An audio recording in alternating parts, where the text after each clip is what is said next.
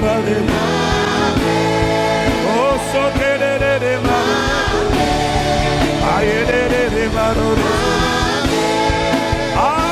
amen, amen. Amen.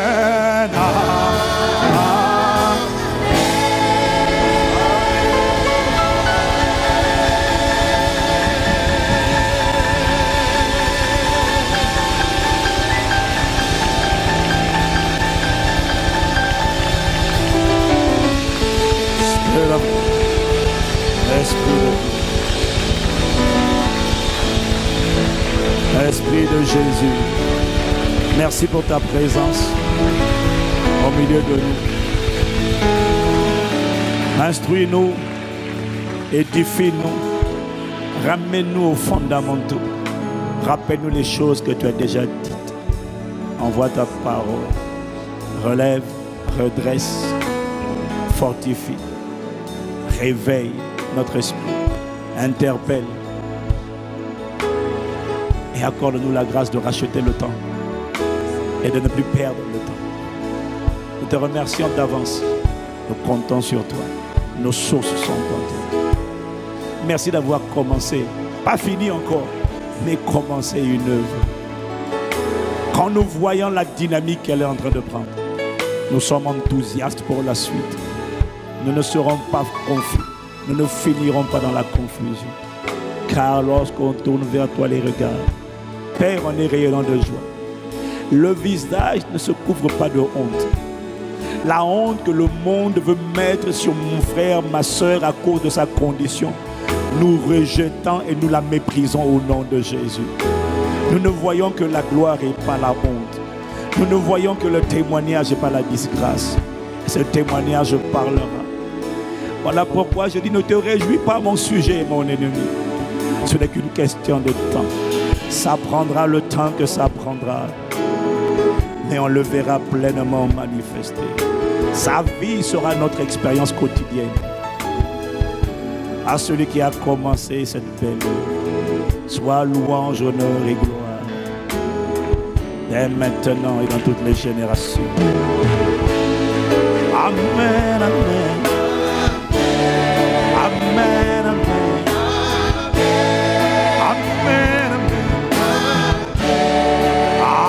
amen.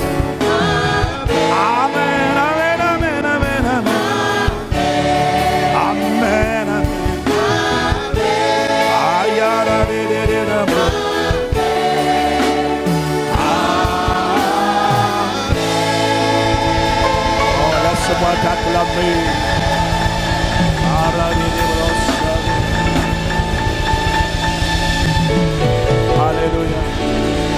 Blessed be the name of the Lord. Béni soit le nom du Seigneur. Bienvenue à Impact Centre Chrétien. Peux-tu saluer la personne qui est à côté de toi encore une fois de plus? Tu lui dis bienvenue. Dis-lui bienvenue à la personne qui est à côté de toi. Et bienvenue à vous qui êtes en communion avec nous sur Internet. Et bienvenue à notre grande famille, merveilleuse famille. Impact Centre Chrétien par Internet. Amen. Avant de vous asseoir, je voulais juste dire une chose importante. Que les travaux ici ne sont toujours pas finis. Mais je voulais juste répondre à... Juste vous exhorter, nous encourager. Vous savez, nous croyons à la transparence. Et nous croyons à la puissance de la prière. Et nous croyons aussi à la sagesse divine. Et je ne crois pas qu'on puisse faire ce qu'on puisse être les acteurs à travers lesquels Dieu est en train de faire ce qu'il est en train de faire, si Dieu ne t'a pas donné un minimum de sagesse. Je n'ai pas entendu amen. Tu sais reconnaître la sagesse, parce que ça ne peut pas être humain. Cette entreprise n'est pas humaine. Cette initiative, cette entreprise, je ne parle pas d'une entreprise, je parle d'entreprise. Parce qu'il y a quelqu'un qui veut dire, Castalou est une entreprise. Non, ce n'est pas ça.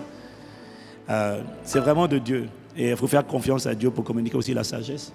Et je réponds à quelques personnes. D'une manière générale, quand tu ne sais pas, il faut poser la question. Parce que nous, on n'a pas de problème avec les questions. Il faut poser la question et puis on répond. Je réponds à la personne qui a dit. Il y a des gens qui pensent que c'est un gâchis d'avoir fait ça, d'avoir transformé l'auditorium, et qui n'ont pas compris que je ne parle pas. Moi, je ne plaisante jamais. Quand je dis que j'ai entendu, j'ai entendu. Si j'entends pour enseigner, c'est que j'entends. Quand je te parle, quand je te dis j'ai entendu, c'est que j'entends. Et j'ai une chose que j'ai apprise à l'école du Saint-Esprit, c'est que si Dieu te parle aujourd'hui, que tu obéis dans un an, c'est que tu as désobéi. L'obéissance différée, c'est de la désobéissance. Et quand Dieu parle, tu ne regardes pas aux moyens. Quand Dieu parle, tu regardes à la parole et tu cours avec la parole et tu considères que la provision viendra. C'est ça la marche par la foi. Je n'ai pas entendu ton amen. Et donc, ceux qui disent, ceux qui pensent, il y en a une poignée, puis je sais qu'il n'y en a pas beaucoup, mais une poignée, qui pêchent bêtement en fait, en faisant des commentaires inutiles, en disant que c'est du gâchis, on aurait pu mettre cet argent dans le prochain bâtiment, pourquoi on va déménager, on transforme ici. Je veux que tu saches que tout ce que tu vois qui va être investi, et surtout la semaine prochaine, est là déjà. Il n'y a rien qui est perdu. En fait, c'est du matériel qui avait déjà été acheté pour la prochaine église, qu'on installe ici, et qu'après on va mettre dans la prochaine église. Mais ça ne sera même pas dans l'auditorium, ça sera dans la salle de 1500 mètres carrés, de 1500 places plutôt. Donc tout sera réinvesti là-bas, il n'y a rien qui sera perdu. La seule chose qui sera perdue, c'est la peinture, mais ce n'est pas le plus coûteux. Donc ne parle pas mal quand tu ne sais pas, pose la question et puis on va t'expliquer. Je dis ça pour que tout le monde comprenne et que tu ne pêches pas inutilement, parce que plus la grâce est là, plus la présence de Dieu est là, et plus tu dois faire attention à ce que tu dis et à ce que tu penses même. Marie était frappée bêtement pour ça. Et nous, on veut que personne ne soit frappé par Dieu. Parce que même si moi, je dis non, c'est rien, Dieu est capable de frapper quelqu'un juste à cause de ça. Et que Dieu pardonne la personne qui a pensé ça. Mais Dieu nous a donné un peu de sagesse quand même, un tout petit peu. Amen. Voilà. La semaine prochaine, ça sera finalisé. Ça sera un chef-d'œuvre. Ça ne sera pas un gâchis. La provision vient de lui pour faire ce qu'il dit de faire. Je n'ai pas entendu ton amen. Sinon, à part ça, nous voulons rendre grâce à Dieu pour nos 5 jours de prière, de jeûne. 5 jours de jeûne, de prière, d'hypercute, de crochet.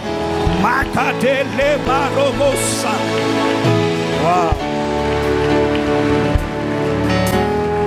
Il y a des gens parmi nous qui ne voulaient même plus qu'on s'arrête, qui voulaient même qu'on continue, même on prolonge encore la prière. J'ai envie d'en découdre. J'ai perdu trop de temps, j'ai envie d'en découdre. Tu vas en découdre à la maison et tu vas en découdre la nuit. Et nous allons continuer d'en découdre par la grâce de Dieu. Quelqu'un dit Amen. Mais nous voulons vraiment rendre grâce à Dieu. Lorsque vous voyez l'église, un peuple se mobiliser autant malgré la pluie, malgré les météos, c'est que vraiment quelque chose est en train de se passer.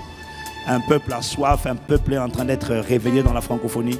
C'est simplement extraordinaire et je veux vraiment prendre le temps de bénir Dieu. Acclame avec moi. C'est pour ça.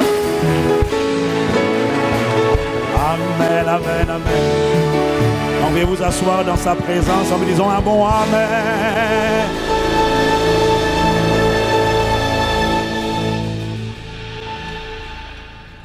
Quelqu'un me dit gloire à Dieu. Quelqu'un dit gloire à Dieu. Donc après avoir donné beaucoup de coups, on ne s'arrête pas. Mais après les 2 semaines passées à parler des 7 secrets de la prière persistante, aujourd'hui, on va prendre le dessert. C'était du lourd la semaine dernière. Donc aujourd'hui, on va prendre le dessert et puis on va digérer. Et on va digérer en revenant aux fondamentaux, aux choses essentielles, aux choses de base. Back to the basics. Revenir aux choses de base. Et donc, le titre de mon message, mais qui va être en fait je vais fermer la parenthèse sur les 7 secrets de la prière persistante. Le titre de mon message, je vais l'échanger entre le premier et le deuxième culte. Donc, tu vas dire à ton voisin, ça sera le titre de mon message, dis à ton voisin, regarde-le, dis-lui, il ne suffit pas de prier. Il faut prier avec foi. Voilà, c'est le titre de mon message, donc tu peux acclamer le Seigneur. Il ne suffit pas de prier, mais prier avec foi. Dans la parabole de Luc, chapitre 18, le dernier verset qu'on a lu la semaine dernière, le Seigneur pose une question, après avoir dit au verset 1 que l'homme doit toujours prier et ne point se relâcher. Il pose une question au dernier verset et il demande, mais quand le Fils de l'homme viendra, trouvera-t-il la foi sur la terre?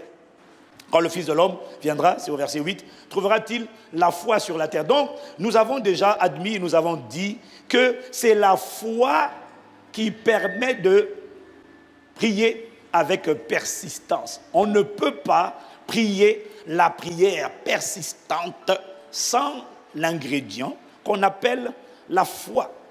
Dis Amen. Je n'ai pas entendu. Amen. Maintenant, le défi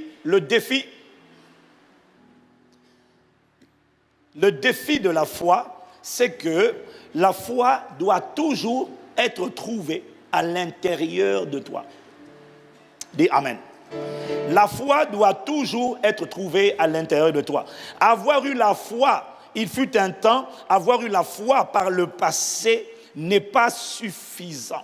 La foi ne doit pas être conjuguée au passé. Quelqu'un peut dire, oh, il y a 1 an, j'avais la foi pour la guérison. Il y a 1 an, j'avais la foi pour la libération. La question, ce n'est pas est-ce qu'il y a 6 mois ou est-ce qu'il y a 1 an, tu avais cette foi ferme. La question, c'est est-ce que tu as cette foi ferme aujourd'hui? Parce que lorsque Dieu veut te visiter et manifester la parole aujourd'hui, il faut qu'il trouve la foi aujourd'hui. La foi se conjugue au présent. Voilà pourquoi, dans Hébreux chapitre 11, au verset 1, il est écrit « Or la foi est ».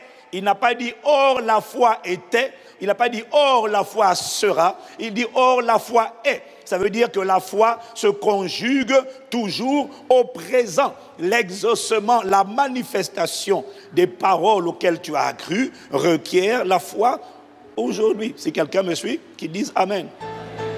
Une voiture qui avait du carburant hier, et qui n'en a plus aujourd'hui connaîtra une panne sèche.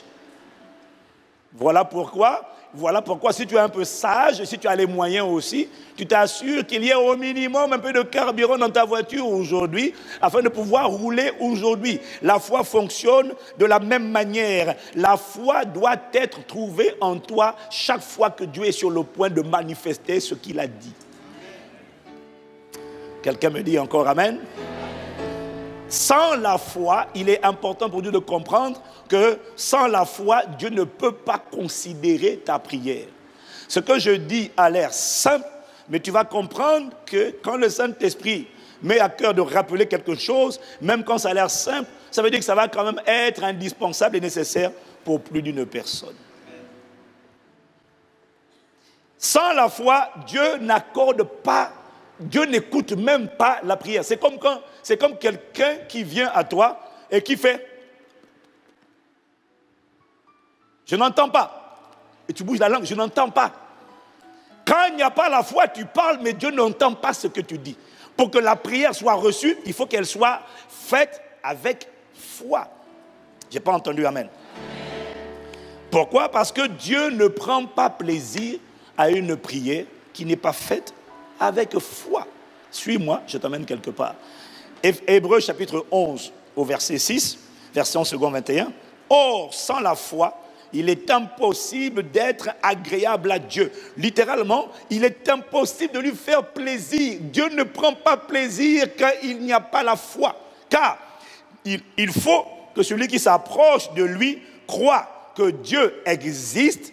Ça, c'est la première chose. Et deuxièmement, qu'il récompense, qu'il est le rémunérateur, ou qu'il récompense ceux qui le cherchent. Il faut que ceux qui s'approchent de Dieu soient conscients de ce que Dieu existe. Ça, c'est la première chose. Deuxièmement, il faut qu'ils soient conscients de ce que Dieu est le rémunérateur ou encore Dieu récompense. Ça veut dire quoi? Ça veut dire qu'il faut que ceux qui s'approchent de Dieu croient que non seulement il existe, mais quand ils ont prié en accord avec sa volonté, il va exaucer. C'est ça la récompense. Il va récompenser, exaucer. Tu n'as aucune idée du nombre de personnes qui prient sans être certains que Dieu exauce.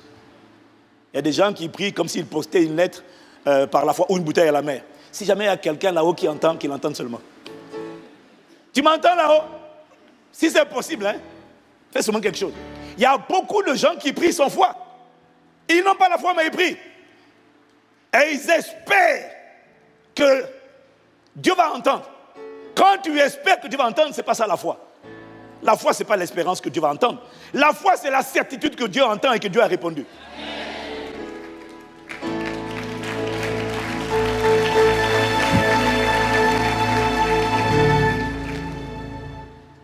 Quelqu'un dit Amen.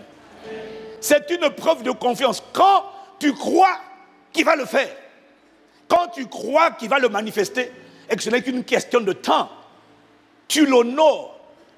Vous savez, c'est terrible si tu sais que tu es quelqu'un d'intègre, d'irréprochable, de loyal et de fidèle, tu donnes ta parole à quelqu'un, tu dis je vais le faire. Est-ce que tu sais que si la personne doute de toi, ça va t'offenser? Si tu es irréprochable, intègre, fidèle, et que quand tu dis quelque chose, tu le fais systématiquement, et que tu rencontres quelqu'un qui le dit « Ouais, mais moi je ne suis pas sûr », Je ne suis pas trop sûr. J'ai déjà vu des gens qui ont dit hier et puis ils ne l'ont pas fait. Donc toi, je ne suis pas sûr. Tu sais que tu vas être offensé. Tu ne seras pas offensé si tu es un menteur. Mais si tu es quelqu'un de vrai, tu seras offensé. En tout cas, tu ne vas pas te sentir flatté. Et tu n'auras pas envie de lui prouver que tu peux faire.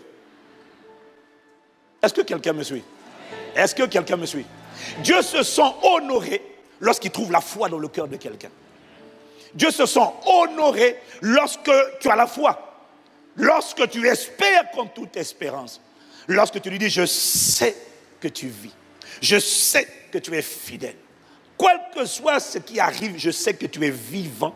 Je sais que tu es tout puissant. Même si une voix me dit, maudit Dieu et meurt, je sais que mon Rédempteur vit et qu'il se lèvera le dernier. Et qu'à la fin de la journée, je verrai éclater sa gloire. Je sais que quiconque espère en lui ne sera pas confondu. Je sais que quand on tourne vers lui les regards, on est rayonnant de joie. Le visage ne se couvre pas de honte. S'il y avait la honte aujourd'hui, ce n'est qu'une question de temps avant que cette honte s'en aille. Et d'ailleurs, elle s'en va maintenant au nom de Jésus. Comment tu peux être sûr? Je sais, il ne trahira pas son alliance. Il ne trahira pas sa fidélité. Il ne violera pas son alliance. Ce qu'il a dit ne le fera-t-il pas? Ce qu'il a déclaré ne l'exécutera-t-il pas? Je sais qu'il veille sur sa parole pour l'exécuter. Et je me cramponne à cette parole. Quand tu dis ça, Dieu est honoré. Et quand tu dis ça, il a envie de dire quoi? Tu es sûr que je suis capable de le faire? J'ai dit, Seigneur, je sais. Quand tu as l'attitude du centenier romain, il dit, ne te déplace même pas. Je sais que si tu dis une parole, ça va changer. Jésus dit, Jésus était émerveillé. Il dit, même en Israël, j'ai pas vu une aussi grande foi. Quoi? Donc, tu crois que si je parle, ça va s'accomplir? Il dit, je sais. Comment tu sais? Je sais. Moi aussi, j'ai des soldats. Quand je dis va, il va. Je dis à l'un, viens, il vient. Je vois comment tu opères là. D'ici, les gens sont guéris. Ça veut dire qu'il y a des gens qui sont en mouvement. Je sais. Il le savait. Jésus dit, waouh. Qui te soit fait sur ta voix, c'est l'emploi.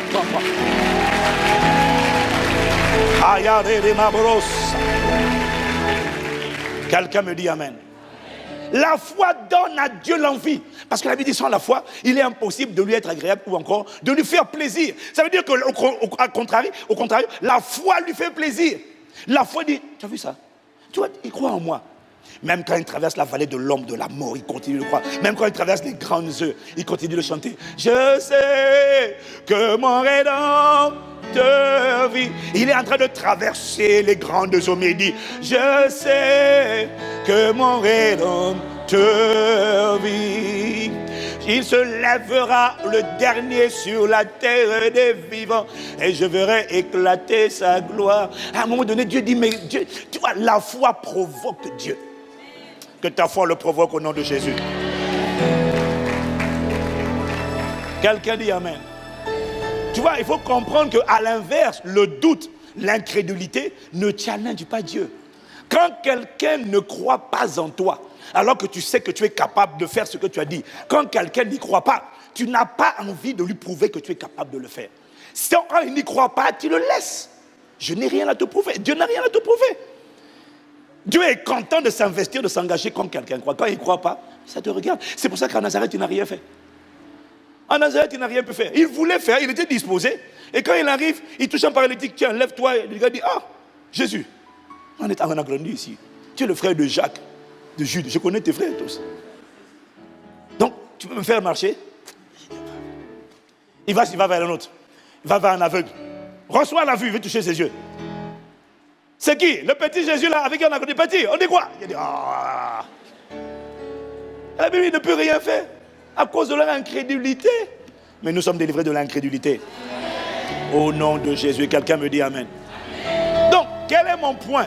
Mon point est de dire que la foi persistante, la prière persistante n'est possible qu'avec la foi. Et que sans la foi, Dieu ne prend pas plaisir. Donc, il ne suffit pas seulement de prier, bien-aimé. Il faut prier avec foi. Beaucoup de gens prient, tu vas comprendre, sans la foi. Mais ils pensent qu'ils prient avec la foi. Dis à quelqu'un, il ne suffit pas de prier. Il faut prier avec foi. Sinon, le danger, c'est quoi? Une prière qui n'est pas priée avec foi est une prière qui est inefficace. Une prière qui n'est pas priée avec foi est une prière c'est du bruit. Il n'y a rien derrière. Jacques nous dit dans Jacques chapitre 1, versets 5 à 8, il dit, si quelqu'un d'entre vous manque de sagesse, qu'il la demande à Dieu. Dis avec moi, demande à Dieu. C'est le grec aiteo, ça veut dire qu'il prie. C'est le même mot qu'on traduit par prière. C'est le même mot qui est traduit par prière. Prier. Prier, demander, réclamer, supplier, c'est le même mot. Aiteo. Donc, si quelqu'un manque de sagesse, qu'il la demande à Dieu, ça veut dire qu'il prie. Dieu qui donne à tous simplement et sans reproche, et elle lui sera donnée. Mais qu'il prie, qu'il demande avec foi, sans douter. Car celui qui doute est semblable au flot de la mer, agité par le vent et poussé de côté et d'autre. Verset 7. Qu'un tel homme ne s'imagine pas qu'il recevra quelque chose du Seigneur. C'est un homme irrésolu, inconstant, instable dans toutes ses voies. Qu'un tel homme, celui qui a demandé à Dieu en doutant, il n'est pas convaincu que Dieu exauce. Il espère. Espérer, ce n'est pas être convaincu. Je n'ai pas entendu, Abel. Hébreux 11, 1, la foi est une ferme assurance des choses qu'on espère. La foi, ce n'est pas l'espérance. La foi, c'est la ferme assurance. C'est quand ce que tu espères, tu en es certain. Tu ne doutes plus. Là, maintenant, c'est la foi. Que la foi augmente et naisse et augmente en toi au nom de Jésus. Quelqu'un me dit encore Amen. Jacques dit qu'un tel homme ne s'imagine pas qu'il recevra quelque chose de la part du Seigneur. Donc, il ne suffit pas de prier. Il y a beaucoup de gens, quand on dit prière, beaucoup de gens qui ne pensent qu'à prier et ils s'appuient souvent sur le passage de Marc chapitre 11 au verset 24. Ils s'appuient souvent sur ce passage pour dire le plus important c'est prier. D'ailleurs, il y a beaucoup de gens quand ils parlent d'aller à l'église, même le dimanche, ils disent je vais à la prière, parce qu'ils aiment le mot prière. Je vais à la prière. On ne va pas à la prière, on va au culte, on va rendre un culte à Dieu. C'est pas je vais à la prière. Et dès qu'ils arrivent à l'église, oh Seigneur, Seigneur, me marier, Seigneur. Hey. Hey. Et puis parfois ils pensent que ce sont les gestes. Hey. C'est culturel, maman, c'est culturel. Hein. Ça ne détermine pas l'efficacité de la prière. Jésus, vraiment. Le chemin va me tuer. Seigneur, il va me tuer. Ça va me tuer. Jésus, il faut que tu agisses. Ça va me tuer. Ça, c'est la prière. Mais ce n'est pas la foi.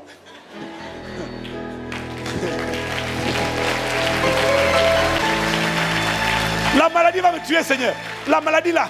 La maladie est vaincue. La maladie est vaincue. La maladie est vaincue au nom de Jésus. La maladie est vaincue. Ça, c'est pas la foi. Ça, c'est la prière. Ah ouais, mais tu commences maintenant, parce que je vois ton regard, tu dis, bon, même ça aussi. Oui, oui. Les démons là sont vécus, ils sont vécus. Au nom de Jésus, vous êtes vécus. On ne sait pas si c'est la foi, mais en tout cas, c'est la prière. Mais ce n'est pas forcément la foi. Donc, il ne suffit pas de prier. Beaucoup de gens prient sans la foi. Et donc ils prient, et leur passage biblique de prédilection, c'est Marc 11, verset 24. C'est pourquoi je vous dis, tout ce que vous demanderez en priant, et c'est tout ce qu'ils ont retenu. Tout ce que vous demanderez en priant, croyez que vous l'avez reçu, et vous le verrez s'accomplir. Donc, il y en a, sur cette base-là, ils disent, c'est écrit. Pasteur, j'ai rien inventé. C'est écrit. Pasteur Evan, aujourd'hui ton message là est bizarre. Attends, écoute bien. Tout ce que vous demanderez en priant, croyez que vous l'avez reçu. Mariage au nom de Jésus. Bon, allez, on va changer, on va laisser le mariage. Argent, viens au nom de Jésus-Christ. Je crois que j'ai reçu. Je le verrai s'accomplir. Tu vois, il y en a plein qui font ça. C'est pas tout de faire une proclamation. C'est la prière. Mais ce n'est pas la foi. Est-ce que quelqu'un me suit? Il y en a qui demandent, qui pensent qu'il faut seulement prier. Et ils s'appuient donc sur ce passage. Et ils n'ont pas compris. Mais parce qu'en fait, ça, Jésus donne ce Marc 11, c'est dans le contexte de l'histoire du figuier que Jésus a maudit. Mais quand tu prends ce texte, le même texte, et que tu vas lire le texte parallèle apporté par Matthieu, parce que dans un récit, les évangiles apportent parfois une lumière différente. Quand tu lis une histoire dans Jean, ou dans Marc, quand tu lis... Alors, dans les domaines des miracles, l'évangile de Marc donne le plus de détails. Quelqu'un dit amen, parce que c'est vrai. Hein? Matthieu ne donne pas souvent des détails. Mais là, en particulier, Matthieu a donné un détail de la même histoire. C'est pour ça qu'il faut lire les mêmes histoires avec les différents évangiles, parce que quand tu les combines, tu as l'histoire dans sa globalité et le récit dans sa totalité. Ah. Donc, Marc dit que Jésus a dit: tout ce que vous demanderez en priant, croyez que vous l'avez reçu et vous le verrez s'accomplir. Maintenant, quand tu vas lire Matthieu ajoute un détail que Jésus a dit que Marc ne mentionne pas. Matthieu dit dans Matthieu 21, au verset 22, tout ce que vous demanderez avec foi par la prière ou en priant, vous le recevrez. Tu vois, Matthieu a raccourci la prière. Il n'a pas dit, croyez que vous l'avez reçu, vous le verrez s'accomplir. Il a raccourci. Mais là, un détail important, c'est que Jésus n'a pas dit tout ce que vous demanderez en priant. Jésus a dit tout ce que vous demanderez en priant avec foi. C'est ça que vous le... Et croyez, il dit, croyez que vous l'avez reçu et vous le verrez s'accomplir. Et quelqu'un me dit amen. J'ai dit, quelqu'un me dit amen. Mais pourquoi tu dis ça, pasteur Ivan? Mais moi je prie. Non, il m'a dit, il ne suffit pas de prier, il faut prier avec foi. Mais comment tu sais que quelqu'un prie avec foi? Parce que la prière avec foi, c'est pas seulement la prière qui demande, la prière qui proclame, la prière qui rend grâce, c'est la prière qui s'appuie sur la parole. Une prière qui ne s'appuie pas sur la parole n'est pas une prière faite avec foi. Parce qu'il faut que la prière s'appuie sur la parole. Ça veut dire quoi? Lorsque tu pries, lorsque tu demandes, parce que tu vois, si tu ne comprends pas ça, tu vas dire, oh Seigneur, au nom de Jésus, mariage, travail. Seigneur, vraiment, envoie, donne, pourvois mes besoins. Tu peux prier comme ça longtemps. Seigneur, pourvois. Hey, Jésus, Seigneur, pourvois. Ça, ce n'est pas la prière. Ce n'est pas la prière avec foi. La prière avec foi, c'est la prière qui s'appuie sur la... C'est-à-dire, c'est la prière qui commence par « Seigneur, tu as dit dans ta parole. Seigneur, je prie. Seigneur, j'exige. Seigneur, je réclame. » Pourquoi? Parce que tu as dit dans ta parole. S'il n'y a pas, tu as dit dans ta parole, il n'y a pas la foi. Parce que la foi s'appuie, hypostasis, s'appuie sur quelque chose que Dieu a dit. Le challenge dans l'église d'aujourd'hui, du 21e siècle, c'est que les gens ne savent pas ce que Dieu a dit.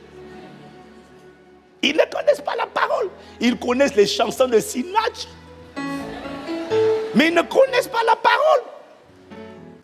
Il faut s'appuyer sur la parole. La prière qui ne s'appuie pas sur la parole, ce n'est pas la prière faite avec foi. Je n'ai pas entendu. Dis à quelqu'un, il ne suffit pas de prier. Mets la parole dans la prière. Dis-lui, mets la parole. Et la prière faite avec foi, c'est la prière qui est appuyée sur la parole. Quand tu parles au diable, il ne suffit pas de parler. Il faut parler avec la parole. Si tu savais le nombre de gens qui disent, au nom de Jésus, je chasse cette maladie. Maladie, tu sors de mon corps. Maladie, je suis guéri. Tu es guéri pourquoi? Tu t'appuies sur quoi? Je chasse cette maladie. Je détruis la maladie. D'accord. Là, tu as prié. Où est la foi? Ajoute la foi. Parce que s'il n'y a pas la foi, tu as prononcé des paroles. La puissance vient de la parole. Dieu veille pas sur la prière. Dieu veille sur la parole pour l'exécuter. Dieu veille sur la parole.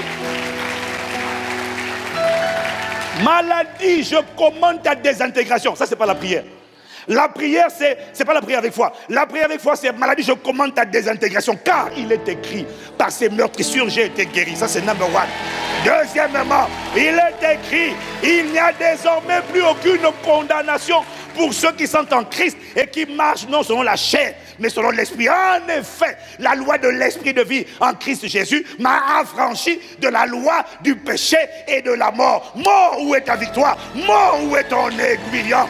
Dans le nom de Jésus, je te taille en pièces. Tu quittes mon corps parce que ce corps a été racheté, car vous avez été lavé, vous avez été racheté au prix du sang précieux de Jésus-Christ. Ce corps a été racheté par le sang, et le sang parle en ma faveur. C'est la parole. Il ne suffit pas de prier. Quelqu'un me dit Amen. Tu vois, ça, ce sont les fondamentaux. Mais si le Saint-Esprit m'a donné cette parole, c'est parce qu'il y a beaucoup qui ne connaissent pas les fondamentaux. Beaucoup prient. Je me marie, Seigneur, je me marie. Mon mari. Mais tu t'appuies sur quoi? Tu t'appuies sur quoi? Seigneur, il est écrit dans ta parole. Il n'est pas bon que l'homme soit seul. Et il est aussi écrit quelque part que celui qui brûle se marie. Moi, je n'ai pas le don de célibat. Donc, Seigneur, je suis qualifié, je m'appuie sur la parole. Je dis que celui qui brûle se marie. Donc, je suis qualifié pour me marier.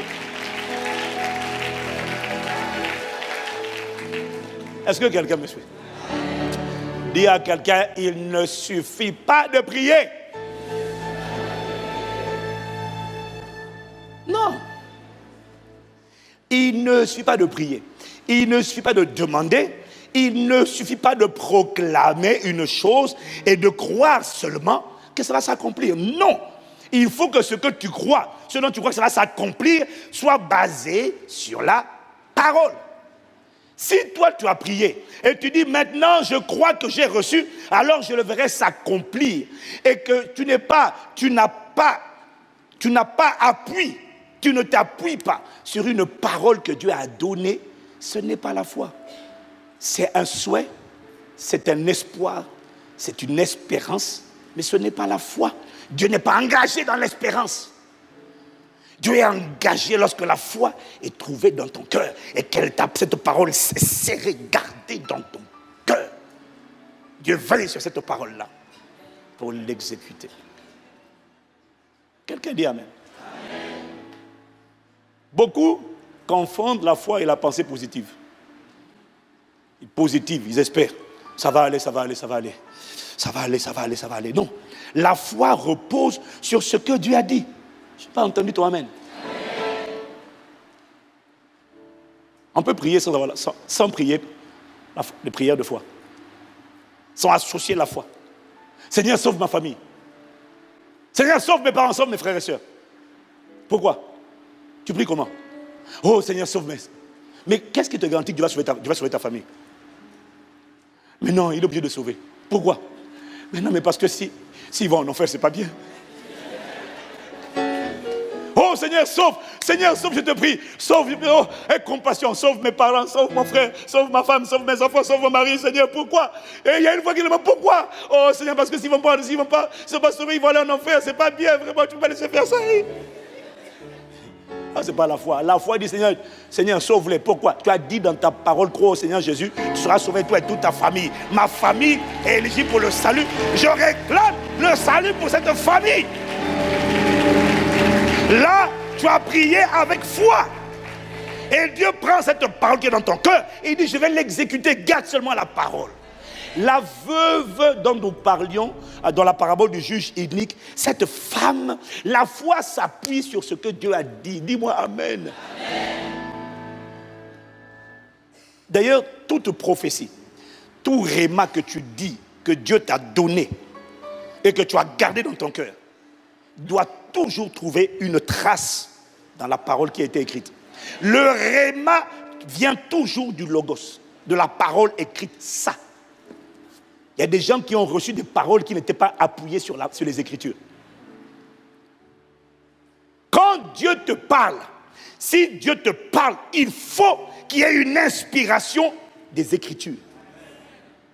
Le réma sort du logos. Il ne suffit pas de prier. La veuve qui plaidait face au juge inique ne plaidait pas en désordre. Ne disait pas, donne-moi ce qui est à moi, donne-moi ce qui est à moi. Non. Elle s'appuyait, elle ne plaidait, non. Elle s'est appuyée sur ce qui est à elle. C'était son droit. Quelqu'un dit Amen. Dis encore Amen. Jésus a dit, l'homme doit toujours prier et ne pas se relâcher.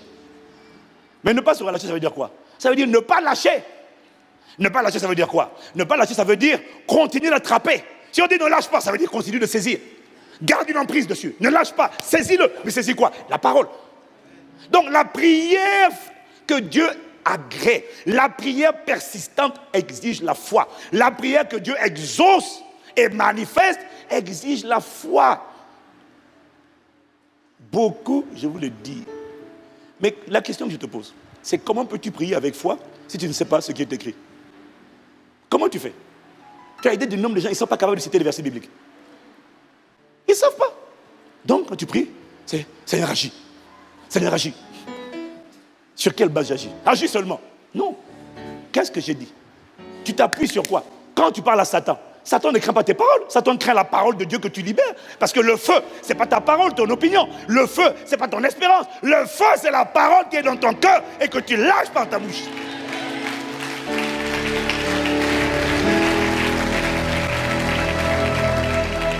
J'ai pas entendu ton amen. La prière que Dieu exauce, la prière persistante requiert la foi. Il m'a dit, beaucoup de gens prient. Mais tes prières n'ont pas d'impact. Elles ne font pas plaisir à Dieu. Ce qui fait plaisir à Dieu, c'est quand tu lui rappelles ce qu'il a dit. Tu as pris ça, tu as gardé dans ton cœur, et tu viens devant Dieu, tu dis, Seigneur, moi, quiconque espère en toi ne sera pas confondu. Dieu dit, dans Isaïe 43, je crois, il dit, viens, parle toi-même pour te justifier, réveille ma mémoire, plaidons, vas-y, exprime. Bon, c'est quoi? Vas-y, parle. Maintenant, tu vas entendre les chrétiens. Fais seulement. Non, il n'y a pas de fais seulement. Qu'est-ce que j'ai dit? Mais notre génération, on ne connaît pas la parole. On ne connaît pas les Écritures. Le pasteur Evan a dit, non, pas le pasteur Evan a dit. Qu'est-ce que j'ai dit? Rappelle-moi ma parole. Parce que ce que dit le pasteur Ivan est basé sur les Écritures. Mais la foi, c'est bien si tu as écouté l'enseignement, tu as écouté, on a prié, on a prophétisé, c'est formidable. Mais je vais te dire une chose, pour faire asseoir ça à l'intérieur de toi, il te faudra plus que la parole d'un pasteur. Il faudra que tu fasses comme les chrétiens de Béret. Le pasteur Paul a prêché. Ils disent Amen, pasteur Paul. Maintenant, Actes chapitre 17, verset 11. Quand ils vont à la maison, la Bible dit qu'ils examinent les Écritures pour savoir si ce que Paul a dit, c'était ça.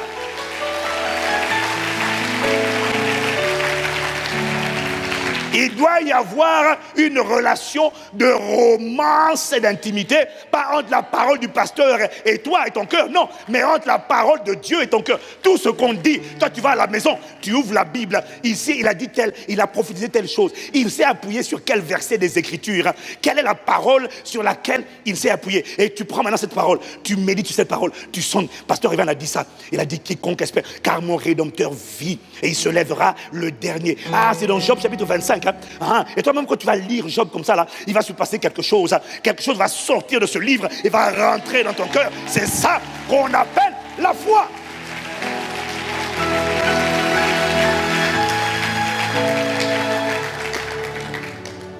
Quelqu'un dit Amen. Il ne suffit pas de prier. La prière que Dieu manifeste, c'est la prière avec foi. Bien aimé, beaucoup ne prient pas avec foi. Ils prient avec espérance. Seigneur, fais seulement. Seigneur, fais seulement. Non. Tu dis, qu'est-ce que j'ai dit? Tu as besoin de prier avec la parole. Tu as besoin de proclamer avec la parole. C'est pour ça que tu as des gens, ils prient. Il est toujours déprimé. Tu pries, la dépression ne part pas. Parce que ce qui chasse la dépression, ce n'est pas la prière seule. Ce n'est pas proclamer. C'est proclamer la parole. Le feu est dans la parole. Le marteau, c'est la parole. L'épée, c'est la parole. Ce n'est pas la prière. La prière doit être faite avec la parole.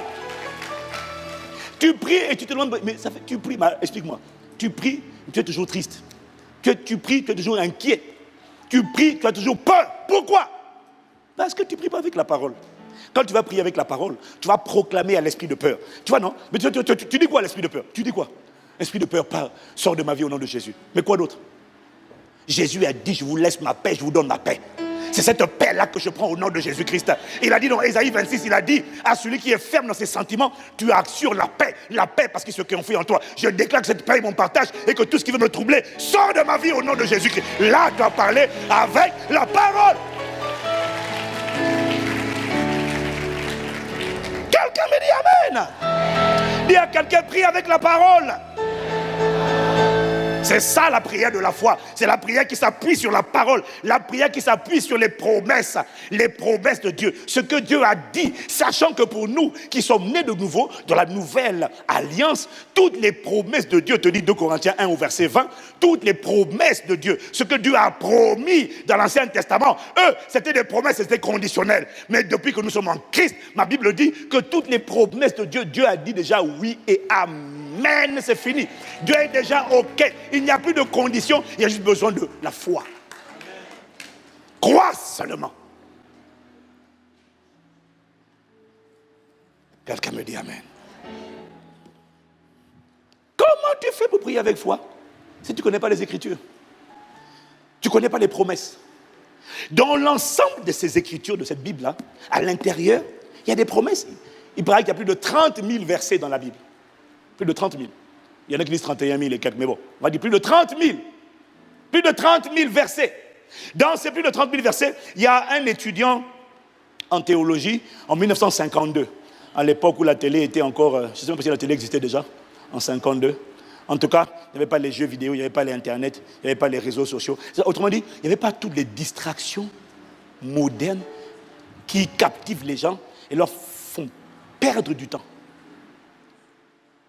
Je dis à mes enfants, vous savez, je dis à mes enfants souvent que nous, quand on faisait l'école, quand on faisait la première, la terminale, nous, on était doués. On bossait. Mais Dieu merci parce que là où j'ai grandi, il n'y avait pas grand-chose à faire. Il n'y avait pas grand-chose. La télé, on regardait les XO. Les personnes âgées se reconnaîtront, de ma génération se reconnaîtront. Quand tu dis ça aux enfants, ils disent comment? Nous, on regardait Booba, les dessins animés. Ce n'était pas les mangas. Bref. Mais on n'avait que ça à faire. On se retrouvait entre nous et les exercices avec lesquels on faisait les mathématiques, on les appelait les parchemins. Ce n'était pas vos livres là avec les réponses derrière. C'est trop facile ça. Nous, on travaillait avec des parchemins. Tu vois, il y avait plein de poussières. Jean-Albert Einstein a bossé avec ça, quoi. Et puis c'est passé de génération en génération. Et puis nous, on prend ça là. C'est avec ça qu'on bossait. Ce qui fait que quand on arrivait à l'école, c'était trop facile. J'étais le premier de ma ville au bac blanc. J'étais le premier de la ville. Non, sérieux. Ah ouais. Ah, parce que tu penses que les pasteurs, c'est des totos qui n'ont pas de cervelle. Kamaïre Massoya.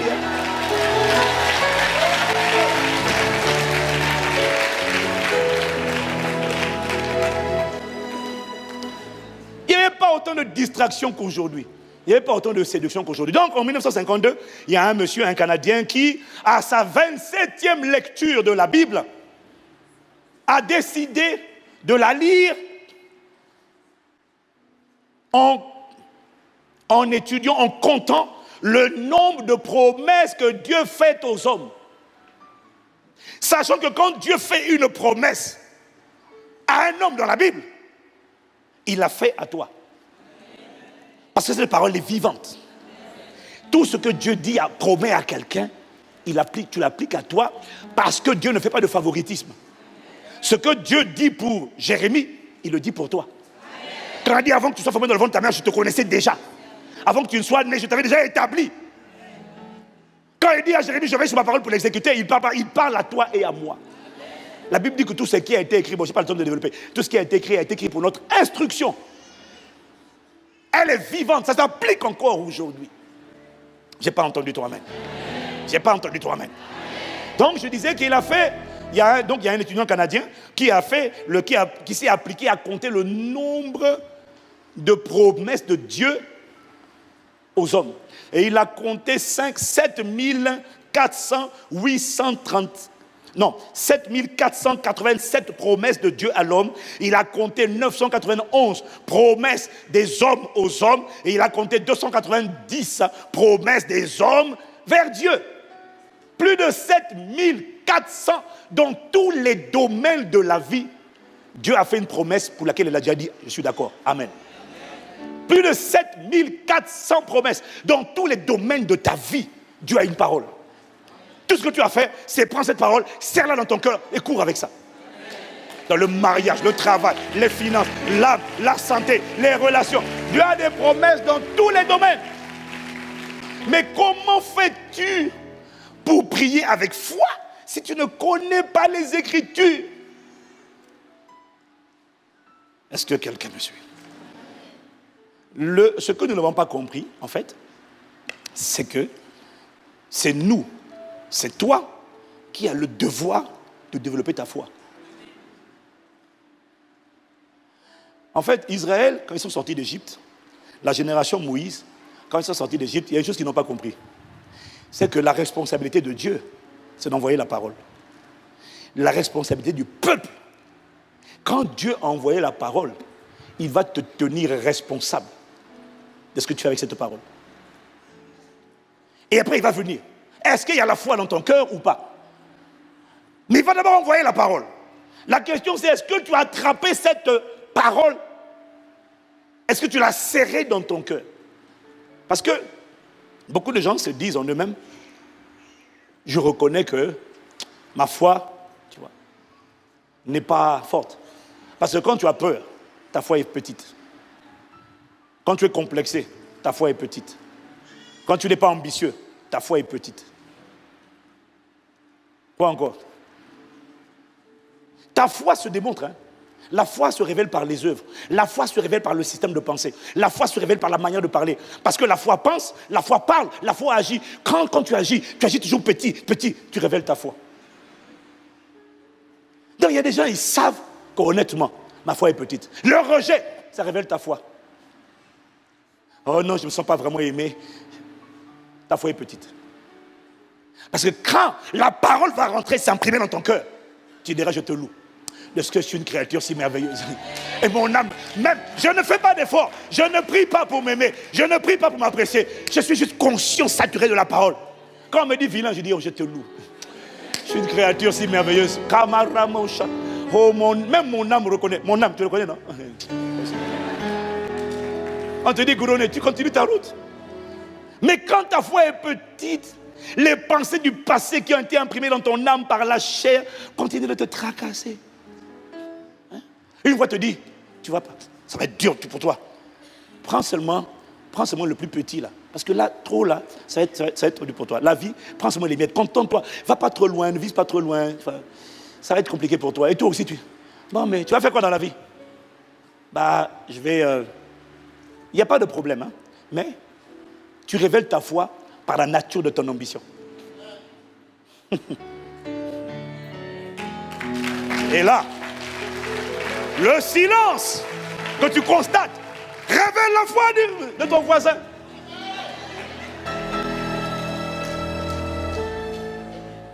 Tu révèles ta foi par la nature de ton ambition.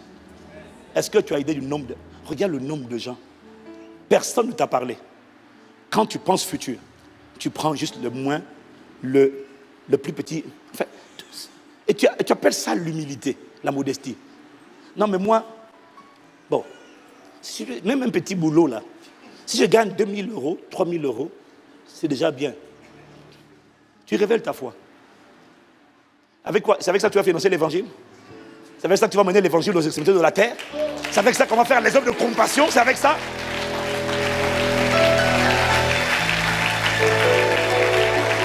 Là où on a cogné, c'est sur la foi. Tu révèles ta foi dans ton système de pensée. Quand tu es rempli de la pensée de Christ, tu penses comme Christ, tu penses royauté, tu penses conquête, tu penses excellence, tu penses expansion, tu penses. Que la foi de Christ soit ton partage au nom de Jésus. Ah! Non mais pour toi, vu ta face, ta race, ta grâce, ta place, le mieux pour toi dans la vie, contente-toi de ça. Tu dis, c'est pas pour moi, excusez-moi. Moi, je suis désolé. Moi, je commence là, mais je ne m'arrête pas là. Non. Je ne méprise pas les petits commencements. Je commence là, mais je ne m'arrête pas là. Dis-moi amen. Ah. C'est quoi cette mentalité? Ça révèle la foi. Les gens ne passent pas du temps dans la parole. Ils ne se saturent pas de la parole et ça se voit. Une parole négative d'un professeur, d'un parent, tu as battu. Tu n'as pas la foi. On te dit non, là personne n'a jamais fait.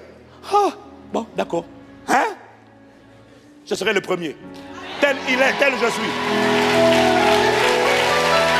On te dit non. Église, tout est dans la foi est le moteur de tout. Pourquoi tu choisis le petit que tu choisis? Ta foi. Regarde la plupart des gens. Non, excusez-moi, on va régler les comptes aujourd'hui. Non, parce que tu pries, mais tu n'as pas la foi. La parole t'a pas reprogrammé. L'intelligence n'a pas été renouvelée. Hein? Tu parles quelle langue? Tu parles anglais? Little bit. Tu parles espagnol? Ah, me débrouille, hein. Et tu comptes parler couramment l'anglais ou pas? Tu viens de révéler ta foi. Tu viens de révéler l'ampleur de ta vision. Parce que si tu te vois à la dimension internationale, si tu te vois déployer dans tout le monde, ça veut dire que tu sais, attends. Parce que la langue là, c'est la clé de la communication. C'est la clé pour entrer dans les cultures des gens. Si tu te vois homme d'affaires, tu te vois en train de se déployer partout, tu te prépares. La preuve de la foi, c'est la préparation. Je sais que je vais là-bas, je me prépare. Je sais que je vais là-bas. Alors, je me redimensionne déjà.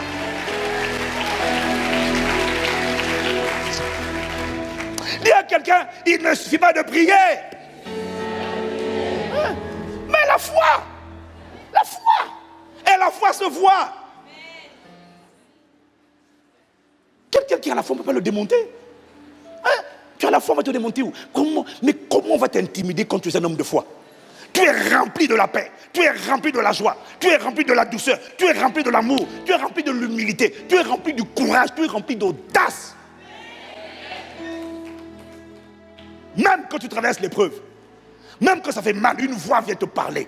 Et elle te dit, quand tu traverseras le feu, je serai avec toi. Quand tu traverseras les grandes eaux, elles ne te submergeront pas. Donc tu traverses et tu as la tête haute. Mais quand tu n'as pas la parole dans le cœur, et que tu traverses les difficultés que tu traverses, qu'est-ce que tu fais? Oh mon Dieu, pourquoi m'as-tu abandonné? Un seul avait le droit de le dire, c'est Jésus. Depuis qu'il était abandonné par le Père s'est souvenu de toi. Il a été abandonné, rejeté, pour que tu sois accepté. Oh!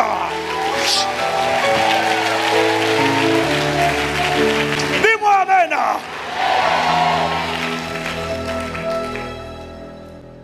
Le problème, vous savez, c'est quoi?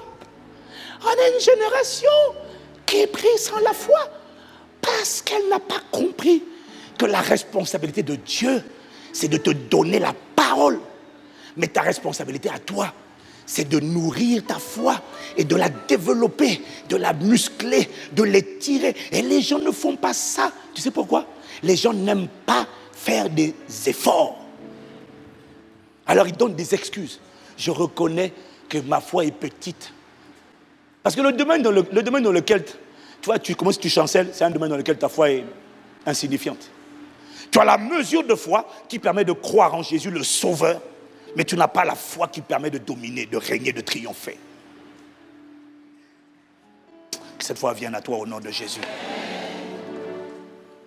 Quelqu'un me dit encore Amen. Tu vois, c'est la responsabilité de donner la parole. Israël n'avait pas compris. Vous voyez, quand Israël, Dieu leur a parlé, il leur a fait des promesses. Maintenant, quand ils marchent dans le désert, dès qu'ils rencontrent une épreuve, ils se plaignent. Une autre épreuve, ils se plaignent. Dieu dit, je suis avec vous. Dès qu'ils auront une épreuve, ils se plaignent. À un moment donné, Dieu s'est fâché contre eux. Mais pourquoi Dieu se fâche contre nous? Mais si on n'a pas la foi, on n'a pas la foi? Non. Si tu n'as pas la foi, c'est ta faute. C'est ta responsabilité du moins. Parce que Dieu, quand il a parlé, c'est à toi de travailler pour faire en sorte que cette foi rentre en toi et s'imprime sur les tables de ton cœur et ne quitte pas. C'est à toi, monsieur, madame, quand Dieu a parlé, il a envoyé sa parole, de nettoyer ton cœur, d'enlever les épines. Dans Matthieu 13, la parabole du semeur, c'est à toi d'enlever les épines. Parce qu'il dit, les épines dans le champ de ton cœur. Parce qu'il dit, dans telle terre, la parole est tombée dans un cœur où il y avait un cœur pierreux. L'autre, c'est un pierre avec des épines. Les épines du rejet, les épines de l'amertume, les épines du manque de pardon. L'autre, c'est les cœurs pierreux. C'est à toi de débroussailler, de faire le ménage dans ton cœur, de discipliner, crucifier ta chair, discipliner ton âme, d'enlever ce que Dieu n'a pas planté afin d'accueillir. Parce que si ces choses-là, ces épines-là, ces inquiétudes, ces soucis du siècle présent, comment je fais pour travailler, pour me marier, ces choses-là, dès que la parole va venir, la parole est pure, elle était envoyée, mais quand elle rentre dans le champ de ton cœur, la parole est automatiquement désagrégée, elle se désintègre, elle est absorbée, elle est noyée. C'est à toi de faire le ménage. C'est pour ça que dans Jacques, chapitre 4, au verset 8, si on lit avec la version du Semeur, dans Jacques 4, au verset 8, il dit,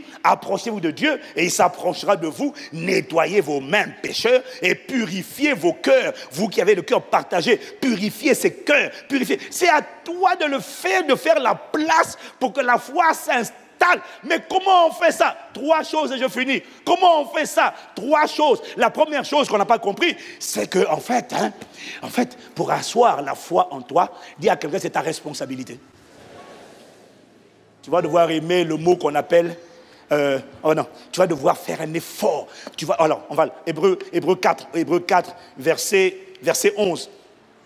Hébreux 4, verset 11. 8 secondes d'abord. Hébreux 4, verset 11. 8 secondes. Il dit, efforçons-nous. Dis à quelqu'un, efforçons-nous.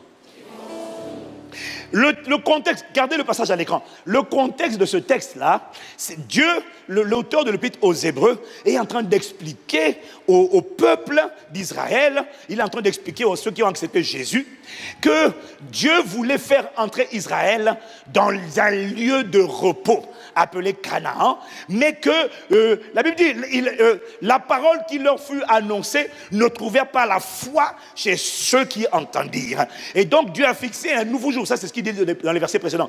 Dieu a fixé un nouveau jour parce que Dieu voulait emmener son peuple dans le repos. Bon, après il explique dans les passages précédents que même si Josué les a conduits à Canaan, le véritable repos dont Dieu parlait, ce n'était pas aller à Canaan, puisqu'aujourd'hui encore, il dit, aujourd'hui, si vous entendez sa voix, n'endurcissez pas vos cœurs, comme au jour de la révolte, parce que Dieu veut donner le repos à son peuple. Et ce repos dont il parle, c'est le repos de la foi. Dis seulement amen. Et donc il dit, je t'ai expliqué le contexte rapidement, il dit au verset 11, efforçons-nous donc d'entrer dans ce repos afin que personne ne tombe en donnant le même exemple de désobéissance.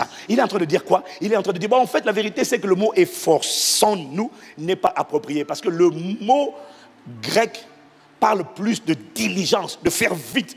Voilà pourquoi le semeur a mieux traduit ce texte, parce que le semeur dit, empressons-nous. Je crois que c'est ça le semeur? Non, le semeur. Okay. Cela fait faire des muscles. Alors, ils vont revenir. Le semeur dit, la version littérale en grec dit, empressons-nous, dépêchons-nous, soyons diligents. Alors, la version parole vivante, mais ça ne traduit pas la diligence. Et il dit, on va mettre parole vivante. Vous êtes perdus là? Ok, d'accord, parole vivante.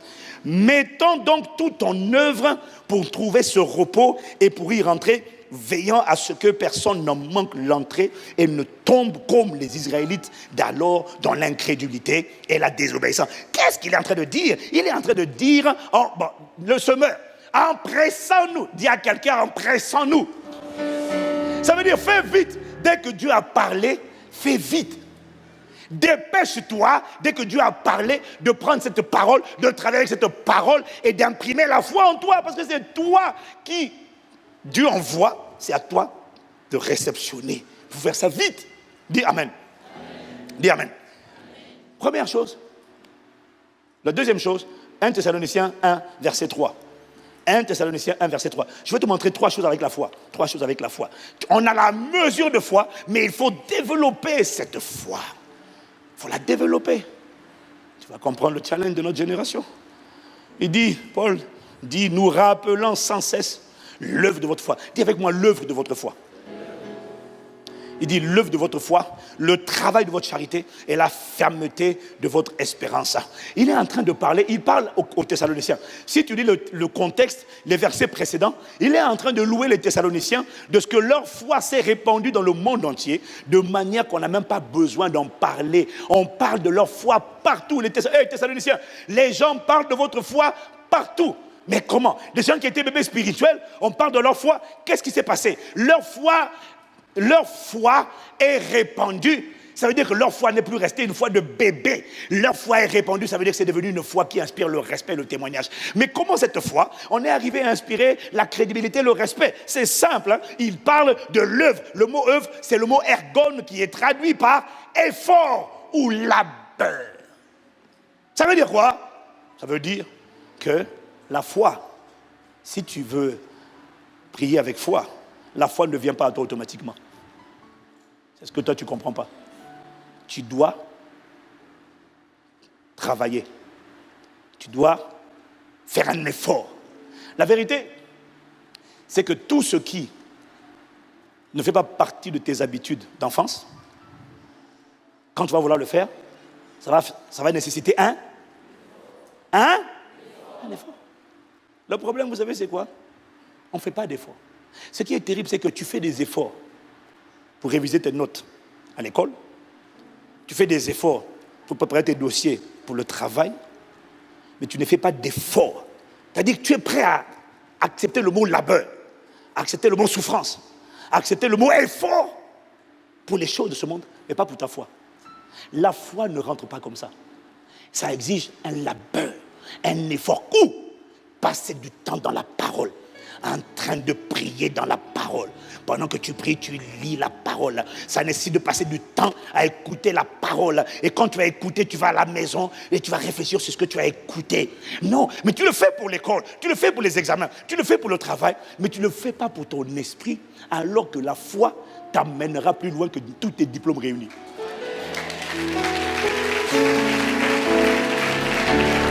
La foi t'amènera. Le diplôme n'enfante pas en toi la vision. La foi fait naître la vision. La vision détermine où tu iras. Avec ou sans diplôme, je ne suis pas contre le diplôme, j'en ai pas mal. Mais je dis que ce n'est pas le diplôme qui fait la différence. C'est la foi. Le problème, c'est que tu es obligé de faire des choix dans la vie. Pour que la foi monte en toi, il y a un effort, il y a un effort, il y a un labeur. Tu vas devoir dire non à certains divertissements. Tu vas devoir dire non à certaines fréquentations inutiles, non à certains gaspillages de temps et accepter de passer un peu de temps. Non, mais moi je pensais que c'était le pasteur Ivan qui devait le faire pour nous. Formidable, le pasteur il le fait pour lui-même, mon gars. Chacun de nous doit passer du temps dans la parole. Parce que quand le diable viendra te tenter la nuit, tu vas dire quoi? Quand il viendra te oppresser la nuit, tu diras quoi? C'est ça. C'est pour ça que les gens ont peur. Et il n'y a pas la foi. Tu fais des cauchemars, on t'intimide, on te dit les sorciers veulent te tuer, et tu fais quoi? Il n'y a pas la foi. Esprit de sorcellerie, je te chasse, je te réprime. C'est bien, mais ce n'est pas encore la vraie foi, ça. Ça, c'est juste une proclamation. C'est une proclamation. Ça devient la proclamation de foi lorsque tu dis esprit de sorcellerie. Quiconque se dresse contre moi, il est écrit, tombera sous mon pouvoir. Là, c'est la foi maintenant qui est en train de parler. Oh, Kayare Mamasa. Le problème, c'est que ton voisin ne sait pas où c'est écrit. Il ne connaît pas ce texte. Tu ne connais pas le texte. Alors tu pries seulement au nom de Jésus. Je vous chasse, je vous chasse, je vous chasse. Tu chasses qui? Je vous détruis, je néantis, je brise les autels qui parlent de ma vie, je détruis les autels. Ça, c'est pas la foi, ça, c'est la prière. La prière avec la foi, c'est, il est écrit, donner des ordres. Ils sont sans effet, former des projets, ils sont anéantis, car le Seigneur, Dieu, est avec nous. Ça, c'est la foi. La foi, la prière de foi, c'est la prière où tu dis pas, esprit de sorcellerie, sors, je te chasse. Non, c'est Luc 10, verset 19, il est écrit, voici, je vous ai donné le pouvoir de marcher sur les scorpions et les serpents, sur toute la puissance de l'ennemi. Rien ne peut vous nuire. Par conséquent, ça c'est la prière de foi. Par conséquent, je déclare et je décrète que maintenant, je marche au nom de Jésus contre tous les serpents, les scorpions, toute la puissance de l'ennemi déployée contre moi. Et tu sais quoi? Je déclare que rien ne peut me nuire. Ça veut dire quoi? Il n'y aura aucune représaille. Il n'y aura pas un mal au dos à mon réveil le matin. Non, non, non. Oh, camarébouche.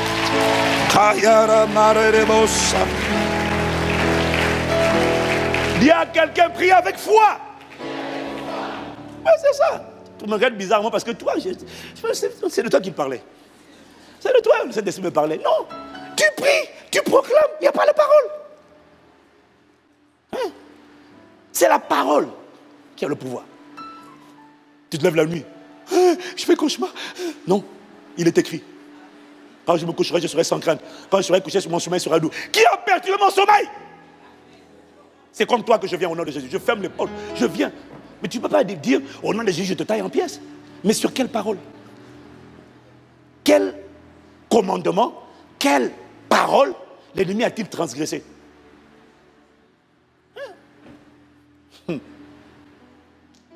Je viens au nom de Jésus, d'accord, mais tu t'appuies sur quoi? Est-ce que quelqu'un me suit? On prie avec la parole. C'est ça la foi. Il faut que tu arrêtes de prier. Je prie. Je chasse. Mais tu chasses quoi? Sur quelle base? Back up, appuie-toi sur la parole et tu décolles de la parole. Là, Dieu est avec toi. Il veille sur cette parole pour l'exécuter. Mais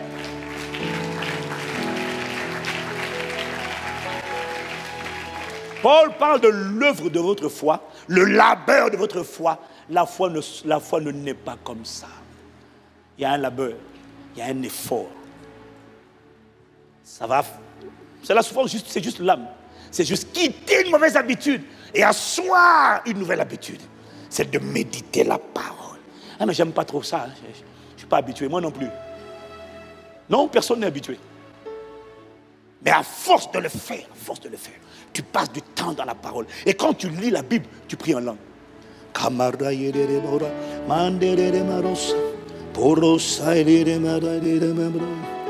Passe du temps dedans, mon ami. Un seul réma qui quitte cette parole, qui rentre dans ton cœur, va t'accompagner tout au long de ta vie.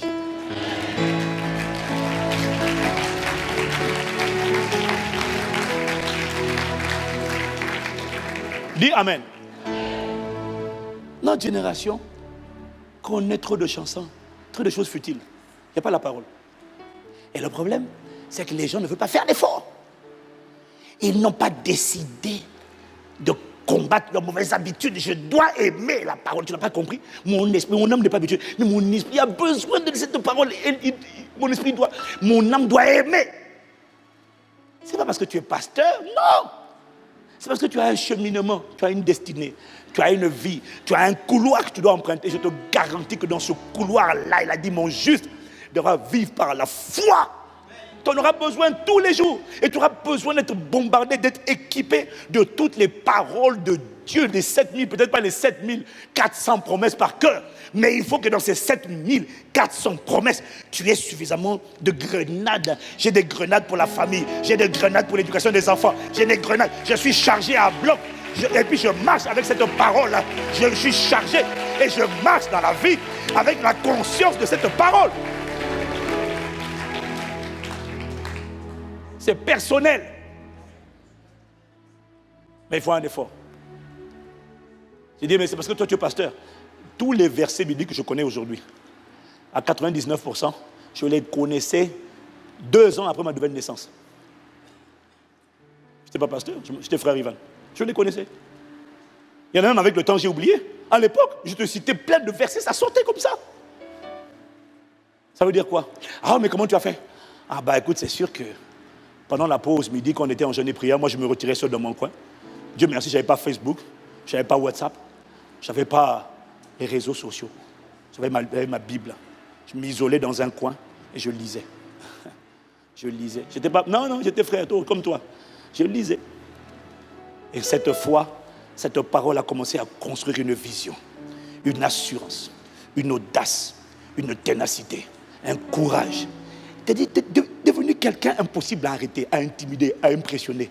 Quelqu'un qui est rempli de confiance en lui-même, de confiance en Dieu et de confiance dans ce que Dieu a mis en lui. Quelqu'un qui a été délivré de la comparaison. Quelqu'un qui a compris qu'avec Dieu, tout est possible. Et qui a décidé que, non, qui a décidé qu'il ne vivra pas une vie dans la présence qui est aussi indifférente que l'absence. Quelqu'un qui a décidé que sa vie glorifiera Dieu. Ça vient de ce genre d'assurance-là. Mon temps a été investi dans la parole. Pendant que toi, dès que tu as un break, WhatsApp, quelle est la niaiserie, quelle est la rumeur ou la niaiserie en date là, des derniers temps là? Oh les filles, vous savez quoi? Groupe de 50 personnes, kiff, oh, cool, oh, MDR, lol, oh. Autant de temps passé, alors que tu aurais pu juste passer du temps sur une parole, un verset qui va réveiller. Oh. Je sais que tu n'aimes